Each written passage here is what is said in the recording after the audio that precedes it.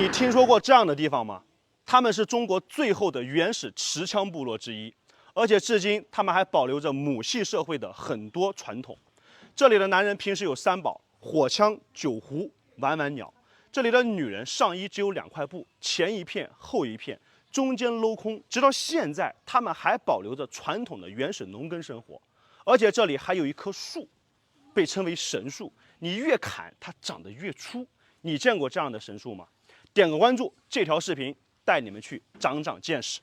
这里生活的人呢，都是白库瑶族，当地的离婚率呢非常的低，几乎为零。而且当地非常尊重女性，在平时重大的瑶王长桌宴上，也是女人跟小孩先吃，等女人跟小孩吃饱以后，男人才能上桌。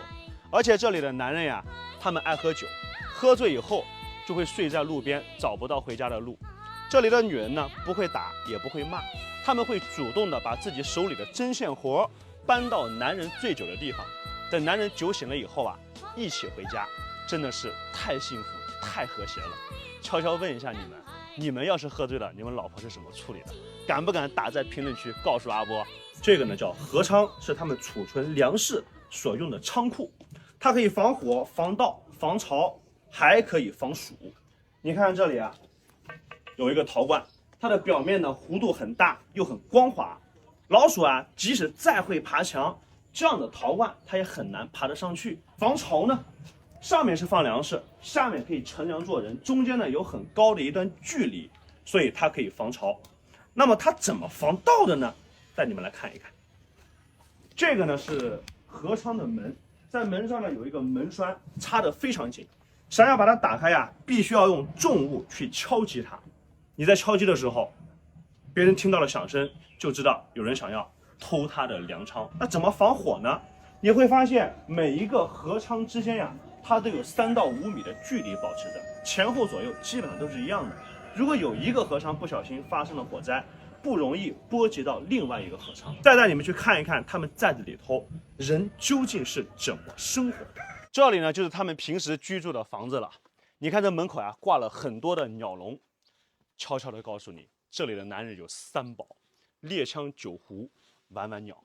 门口挂的鸟笼越多，说明这个男人越厉害，因为这就相当于他们的徽章，所以他得到了很多徽章的认可。这一次我逛遍了整个村子，发现鸟笼最多的一户人家了。这里的男人呢，平时是可以像他们一样合法持枪的，因为他们这里呢农田稀少，以前大多数都是以狩猎为生，所以当地直到现在还可以保留持枪的这种传统。这里欢迎外宾的最高礼仪就是在门口啪啪放2枪，表示最热烈的欢迎。我刚来的时候都被吓了一跳。白库瑶族呢是瑶族的一个分支，所以这里的服装呢也特别有特色。男性呢是穿白裤，女性上衣呢就2块布，下面是百褶裙。这2块布呢可大有讲究，前面这一块黑色的呢，它是代表对前方的路是未知的；后面呢，它是一块的瑶王印，代表呢对先人的尊敬。两边的镂空其实代表着他们对传统社会母性的一种崇拜，所以这就是当地特色的服装。他们没有领子。如果我想问一下，这种服装有男士的吗？没有，这是女生独特的，这是冠手服，直接从头上套下来的。在白库瑶族呢，有一种非常神奇的树，它们被称之为神树。你越是砍它，它长得越粗，它是椿树的一种，当地叫做粘膏树。从白库瑶人出生到他们离世，他们身上所穿的衣服的染料都是来自于粘膏树。40多年前，白库瑶族的生活非常非常的艰苦，他们甚至连一个像样的生活环境都没有。这就是40多年前他们住的非常原始的房子，以天为被，以地为床。平时洗衣做饭呢，也是在这个小房子里头。这里呢，就是他们平时做饭的地方，条件真的是太艰苦了，难以想象。但是40年后的今天，他们的生活到底发生了哪些翻天覆地的变化？带你们去看一看。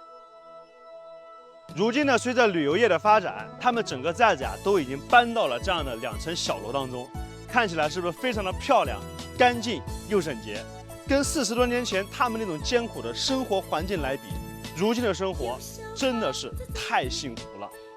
要感谢我们的国家，感谢我们伟大的民族，感谢每一缕阳光能够照进千家万户，温暖每一个人。也预祝我们的白裤瑶族同胞能够越来越幸福。希望这样的文化能够被你们更好的传递下去。